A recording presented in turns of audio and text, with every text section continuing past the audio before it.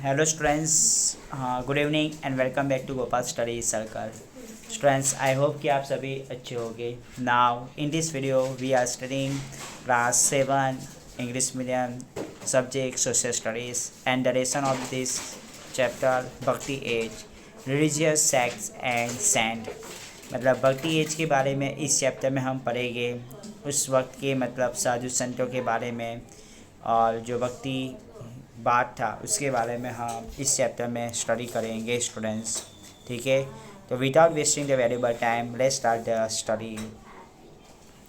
An important event in the medieval cultural development of India includes the Bhakti and the Sufi movement. जो important event था, क्या था? Important event था. कौन से? मेडिएवल मतलब जो मध्य युग का सबसे इम्पोर्टेंट इवेंट था, तो वो था डेवलपमेंट ऑफ इंडिया इंक्लूड्स. तो भारत का डेवलपमेंट के साथ साथ उसमें कौन सी चीज़ इंक्लूड्स हुई थी? तो भक्ति और सूफी. क्या? भक्ति और सूफी मूवमेंट.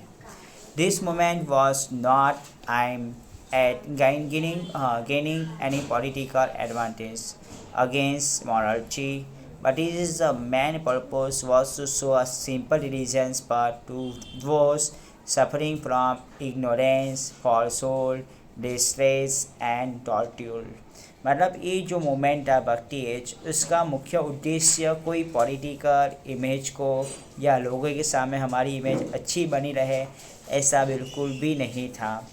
ये जो भक्ति मूवमेंट का जो मुख्य पर्पस था, वह पर्पस था कि लोगों में जो इग्नोरेंस यानी जो लोगों में जो भावना है, ठीक है, एक दूसरे के प्रति द्वेष है, एक दूसरे के प्रति नफरत की भावना है एवं एक दूसरे को दुश्मन की तौर से देखते हैं और जो लोग गलत बोलते हैं, ठीक है, सत्य को इम्पोर्टेंस नहीं देते हैं, धोखा वगैरह सब कुछ देते हैं एक दूसरे को, ठीक है, तो उसको जगाने के लिए, इंसान को इंसान में से जगाने के लिए यह मूवमेंट किया गया था. इसको भक्ति एज यानी भक्ति मूवमेंट हम कहेंगे. इंसान अपने आप को भूल गया था, तो इंसान को वापस जगाने के लिए ये मूवमेंट काफ़ी उपयोगी साबित हुई थी. स्टूडेंट्स, एमरजेंस एंड डेवलपमेंट किस तरह से हुआ, रेसी हम देखते हैं. Bhakti and Sufi movement originated and developed in India. मतलब वो उसका मूल भी भारत ही है और डेवलप भी भारत में हुआ था. Due to this varies of discriminations of religions, belief, superstitions were ignored and doors were open for the devotional path to all. उस वक्त ऐसा भी था स्टूडेंट्स कि कुछ लोग मतलब ये सारी चीज़ों को इग्नोर कर देते थे. तो भक्ति मूवमेंट के द्वारा जो साधु संत हर एक गांव में घूमते थे और भक्ति मूवमेंट यानी भक्ति ईश्वर की भक्ति करते थे, भजन गाते थे, कीर्तन करते थे, ठीक है, लोगों को भक्ति मार्ग में लाने की कोशिश करते थे. जो लोग नशे में थे, ठीक है, या जो जुआ वगैरह सब कुछ खेलते थे, जो बैड हैबिट्स के शिकार बन चुके थे, उनको अच्छी आदतों की ओर मुँह करवाना काफ़ी इम्पोर्टेंट यह वर्क साबित हुआ था. भक्ति and Sufi movements gave birth to Hindu-Muslim culture harmony and a new era began. मतलब भक्ति एज और जो सूफी एरा था, उन दोनों ने मिलके मतलब एक एरा यानी एक समय क्रिएट किया जिसको हम न्यू एरा बिगन कहते हैं हिंदू मुस्लिम कल्चरल का. Most of the saints were निर्गुणावादी यानी monotheism. They were advocates of unity. मतलब वो यूनिटी में मानने में बिलीव करते थे, जिसको निर्गुणावादी कहते हैं. Artisan and fakirs believe in unity of religions and sect. मतलब ये सब बिलीव करते थे यूनिटी में. यूनिटी यानी एकता. किसमें? एकता में बिलीव करते थे. मतलब साथ में एकता में बिलीव करते थे, इसलिए उसको कहते हैं यूनिटी कहा जाता है. ठीक है. दे were advocates of social equality. समाज में इक्वालिटी साबित रहे, समाज में सभी लोग एक दूसरे के साथ हिल मिल के रहे, एक समान भावना से सोसाइटी के लोगों को देखा जाए, इसलिए उसको क्या कहते थे? Advocates of unity equality in society. और according to them God is nirgun यानी फॉर्मलेस एंड अनडिस्क्राइबेबल. उनके हिसाब से, उनकी डेफिनेशन के हिसाब से देखा जाए तो गॉड इज़ निर्गुण. ठीक है, मतलब वो कोई पक्षपात में भगवान आते नहीं हैं। जैसे कि हम आज बोलते हैं कि ये मेरे भगवान है, वो आपके भगवान है, ऐसा बिल्कुल पक्षपात होता नहीं है, ठीक है ना। इसलिए उसको मतलब यहाँ पे बताया गया है कि गॉड इज़ निर्गुण, फॉर्मलेस, जिनका कोई स्वरूप ही नहीं है, डिस्क्राइबेबल, यानी उसको डिस्क्राइब नहीं कर सकते। किनको? गॉड यानी भगवान को हम डिस्क्राइब नहीं कर सकते हैं। They opposite idol worship and rituals, साथ ही साथ ये जो साधु संत थे वो आइडल और वर्शिप और उसके विरोधी भी थे, ठीक है। कुछ लोग मूर्ति पूजा में भी बिलीव यानी विश्वास नहीं रखते थे students. They perch the people in a simple language, लोगों को एक सादाई एक सिंपल भाषा में समझाते थे कि ईश्वर क्या है, सत्य क्या है, सत्य का मार्ग क्या है, मोक्ष क्या है। इस तरह से एक सिंपल भाषा में उनको समझाने की कोशिश करते थे। They compose literature and verses in the language of the people, अच्छी अच्छी कहानी उनको समझ में आ जाए इस हिसाब से वो क्रिएट करते थे, रचना करते थे। And this literature versus and simple speeches were composed in a local dialect of the people to spread unity in the society. They say that वो लोग कहते थे कि the essence of all the religions is the same, मतलब सभी धर्म जाति सब एक है। There is only one God and he is everywhere. ईश्वर भक्त ओनली वन है, ईश्वर मात्र और मात्र एक ही है और ईश्वर हर जगह पे है। इज़ एवरीवेयर, हर जगह पे ईश्वर पाए जाते हैं। और religions have the same pay, that is devotions to God, that is a devotions to God.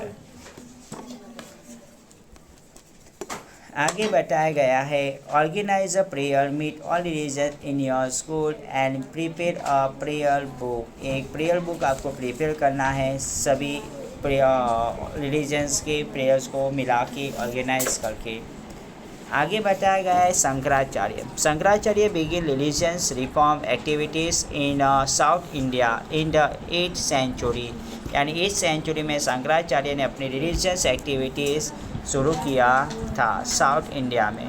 250 years letter, मतलब 250 सालों के बाद रामानुजाचार्य इंस्पायर्ड डिवोशन, रामानुजाचार्य उनसे इंस्पायर हुए।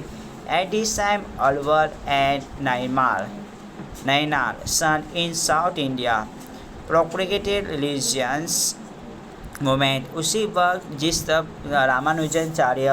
रामानुजाचार्य इंस्पायर हुए थे इस मोमेंट में, ठीक है, भक्ति मोमेंट में, तभी उसी वक्त साउथ इंडिया में दो संत थे जिनका नाम एक है अलवर और दूसरा है नायनार, ठीक है। वो भी उनका मतलब रिलीजियस एक्टिविटी उस वक्त चल ही रहा था।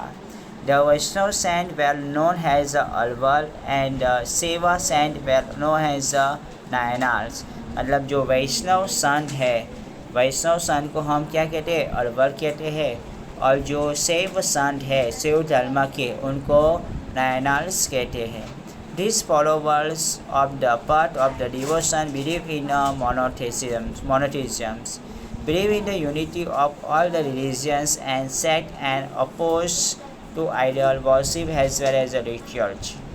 भक्ति movement open the door to self realisation, मतलब एक तरह का भक्ति मूवमेंट एक डोर, मतलब एक ओपन द डोर, मतलब हर एक इंसान के मन का दरवाज़ा ओपन करता था, हर एक को अपने बारे में सेल्फ रियलाइजेशन करवाने के लिए ये मूवमेंट काफ़ी उपयोगी साबित हुई।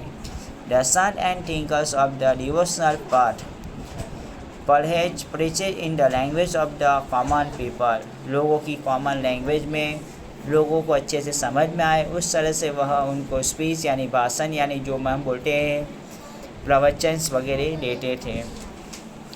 Among these sons and philosophers many great, उनमें से आचार्य वेल देयर, बहुत सारे आचार्य जो काफ़ी महान थे वो भी वहाँ पे उस वक्त मौजूद थे। Shankaracharya was one of the Hindu preachers, Shankaracharya उनमें से एक हमारे हिंदू धर्म के क्या है प्रेचर्स माने जाते हैं।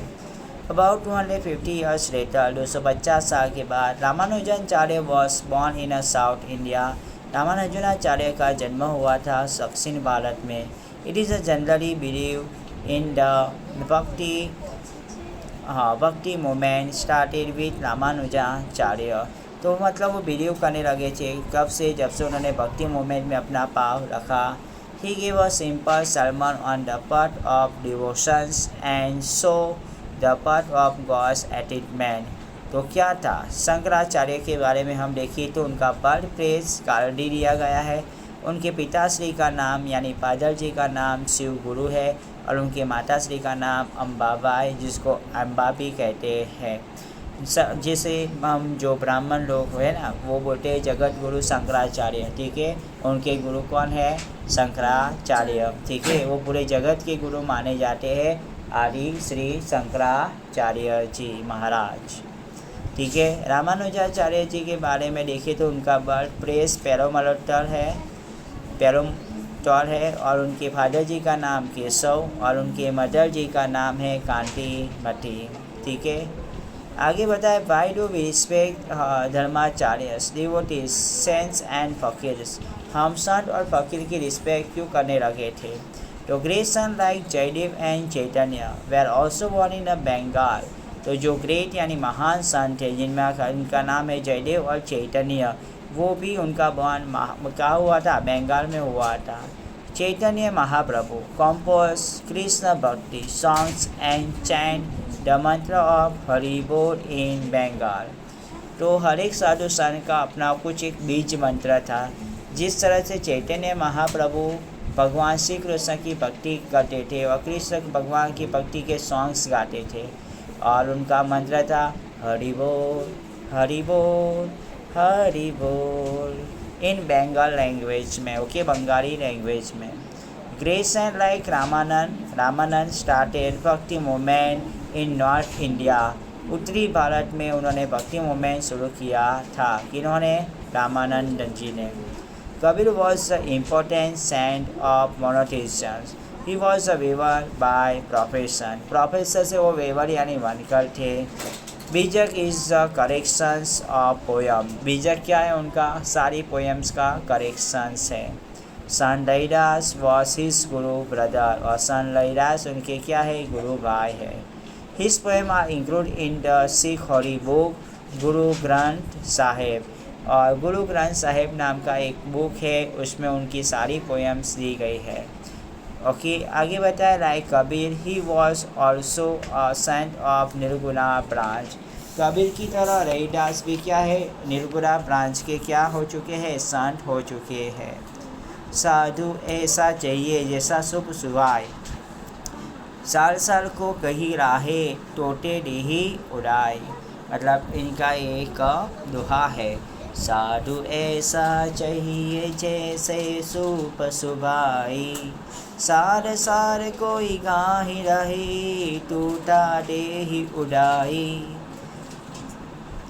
Guru Nanak was the founder of the Sikh religion. तो सिख रिलीजन्स के फाउंडर कौन थे, गुरु नानक साहेब थे। कौन थे, Guru Nanak. He was a saint of Nirguna branch. साथ ही साथ वो निर्गुणा ब्रांच के क्या हो चुके थे, सेंट हो चुके थे। His disciples where called Sikh, और उनके जो अनुयायी थे उनको सिख कहा जाता है। Guru Granth Sahib is the holy book, और उनकी पवित्र किताब क्या है, Guru Granth Sahib. Tulsidas, Surdas and Mirabai were important saint of Vaishnav Bhakti movement in the Rajasthan and North India। तो यहाँ हाँ and Vinay north India, yes. तो जो तुलसीदास जी है, सूरदास जी है और मीराबाई जी है, ठीक है ना, उन्होंने भी भक्ति मूवमेंट शुरू किया था। वैष्णव संत थे, वो एक इम्पोर्टेंट वैष्णव संत थे। भक्ति मूवमेंट शुरू किया था कहाँ पे, राजस्थान और एवं नॉर्थ इंडिया में, उत्तरी भारत में। Tulsidas become a sag in his youth. He compose popular text like Ramcharitmanas. Ramcharitmanas नाम की एक पॉपुलर प्रसिद्ध ग्रंथ उन्होंने क्रिएट किया था। उसके बाद हाँ, Ramcharitmanas, Vinay Patrika, Tulsidas epics, Ramcharitmanas is very popular even today. Vinay Patrika भी किया था और रामचरितमानस जो भगवान श्री राम जी के जीवन के ऊपर आधारित है। उसमें से बताया जाए बच्चा तो जो संत तुलसीदास जी का जो रामचरितमानस है वो आज की तारीख में भी है क्या है, काफ़ी पॉपुलर यानी प्रसिद्ध माना जाता है। ठीक है, आगे हमें बताया गया है रेसी, चलो देखते हैं। Event today, saint Narsinh Mehta contribution in the immense in immersing people of Gujarat in Bhakti Ras in Bhakti in the 15th century। तो 15 की शताब्दी के अंदर गुजरात में नरसिंह मेहता हो गए थे और उन्होंने गुजरात की प्रजाजनों के लिए एक बहुत ही अच्छे से बेहतरीन क्या भक्ति मूवमेंट किया था, जिसमें बहुत ही अच्छे अच्छे पोएम्स यानी कविता, गीत, भजन से लेके सब कुछ किया था। नरसिंह मेहता का यह भजन है, ठीक है। मारो सामलो गिरिधारी, मारो हुंडी स्वीकारो ना, तेरे मारो सामलो छे गिरिधारी। गुजरात में आया हुआ एक प्लेस है, ठीक है, यात्रा धाम है शामराजी, ठीक है। आपने यह सुना ही होगा स्टूडेंट्स, अंबाजी के पास जाते वक्त आता है बीच में, तो वहाँ मतलब भगवान विष्णु की जो मूर्ति है शामराजी के स्वरूप में, वहाँ पे हुंडी के रूप में उन्होंने नरसिंह मेहता ने काफ़ी अच्छी भजन गाए थे। तो भजन के बोल ही को चीज़ है, मेरी हुंडी स्वीकारो ना, तेरे मारा शामराजी, ऐसा कुछ है, ठीक है। आप ज़रूर विजिट करना शामराजी, ओके डन। तो नरसिंह मेहता का मतलब कर्तव्य कर्म स्थान भी माना जाता है। आगे बताया गया है 1412 टू लेके 1418 is early Gujarati poet, is originally from Talaja, मतलब वो भावनगर के थे, कौन, Narsinh Mehta, and then settle in Junagadh, उसके बाद वह जूनागढ़ में बस गए। His verses and prabhatiya well knowledgeable, उनके जो वर्सेस और प्रभातिया थे वो काफ़ी नॉलेजेबल थे, ज्ञान रूप से, devotional and had a perfume and profound. फिर आगे बढ़ता इफेक्ट इन सोसाइटी, सोसाइटी में एक बहुत ही अच्छी इफेक्ट क्रिएट करता है। नरसिंह मेहता भजन, वैष्णव जन तो तेने रे कहिए, जे पीड़ पराई जाने रे, पर जाने दुख, ऐसा कुछ समथिंग है, काफ़ी अच्छा भजन है। वैष्णव जन तो तेने रे कहिए। हमारे पूज्य राष्ट्रपिता महात्मा गांधी जी ने भी जब आंदोलन शुरू किया था, ठीक है, अपना पहला आंदोलन सत्याग्रह वगैरह आप जो जानते हो, ठीक है, दांडी कूच, तो अहमदाबाद में साबरमती आश्रम जो आया हुआ है, तो वहाँ पे उन्होंने यह भक्ति गीत से अपने आंदोलन की शुरुआत की थी, मूवमेंट का शुरुआत किया था, ठीक है। काफ़ी अच्छा और पॉपुलर यह भजन है, ठीक है। हर एक गुजराती के कंठ में यह भजन गूंजता ही रहता है, ठीक है। भजन के बोल कुछ इस तरह से है, वैष्णव जन तो तेने रे कहिए, जे पीड़ पराई जाने रे, पर दुख उपजे उपकार करे, एक्सेट्रा वगैरह। Thank you. And the next is oppose untouchability and casteism, मतलब उन्होंने विरोध किया था किसका, अनटचेबिलिटी, मतलब पहले के वक्त में है ना छुआ छत ऐसा होता था, मतलब कोई ऊंची जात वाला पर्सन किसी नीची जात वाले पर्सन को टच भी कर देता है तो वो अपने आप को अपवित्र मान लेता था, ठीक है। तो वो सारी मतलब हमारी सोसाइटी में रूढ़िचुस्सा और मानसिकता इस तरह से पहले रहती थी। और कास्ट सिस्टम था, ठीक है, upper caste, middle class, lower class, ठीक है, ऐसी कास्ट सिस्टम थी जिसमें इस कास्ट की लड़की को वो वाली कास्ट के साथ लड़की के साथ शादी नहीं किया जाता था। ऐसे कार्टेशियन सिस्टम, कास्ट सिस्टम वगैरह चलती थी। तो उन्होंने सारी सिस्टम का क्या किया था, विरोध किया था। He went to everyone's home to sing भजन, वो हर एक के घर से भजन गाने, and whoever will sing bhajans of Hari was God's person to him। हाँ, पक्षीमा नथी परमेश्वर, ओके, क्या लिखा है यहाँ पे, लिखा है पक्षीमा नथी परमेश्वर, श्रम दस्ती ने सर्व समान, singing the glory of Lord Krishna, ठीक है, भगवान की कृष्णा की रिलेटेड यह भजन दिखाया गया था। ठीक है, पक्षपात में नहीं होते भगवान, हर जगह पे भगवान होते हैं जिसकी दृष्टि समान होती है। Say that with the help of Lord Krishna, human being can overcome any adversity. His life was an excellent example of this. His words are known as the प्रभातिया। उनके जो भजन गीत थे जिसको हम प्रभातिया के नाम से जाने जाते हैं बच्चे, गीत के प्रभातिया कहते हैं। आगे हमें बताया गया है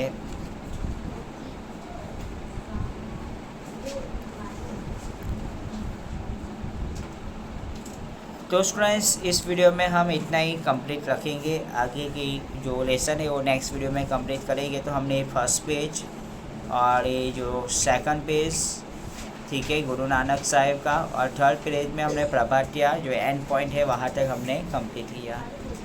नेक्स्ट वीडियो में हम मीराबाई और उसके बाद सूफी मूवमेंट के बारे में अभ्यास करेंगे। ठीक है, सो आई होप कि आपको काफ़ी अच्छे से यह लेसन समझ में आया होगा। સો ગલ પે એવા ગુજરાતીમાં એક કહેવત છે કંઈક આ પ્રમાણે છે, હું તમારી સામે અર્જ કરું છું। ભગવાનનું નામ લેવા માટે તમારે સ્પેશિયલ ભગવાનની મૂર્તિની સામે બેસવાની કંઈ જરૂર નથી, કેમ કે અમારા ગુજરાતીમાં એક કહેવત છે, કરતા જાઓ ઘરનું કામ, લેતા જાઓ હરિનું નામ।